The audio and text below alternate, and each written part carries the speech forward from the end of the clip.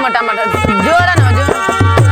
सुनई अरऊ हमारे एगो बतिया पड़ले खतरा में जीव संहतिया उठना तो दाया पर ने नेटा मोबाइल तो हर जी हल पकड़ाइल बा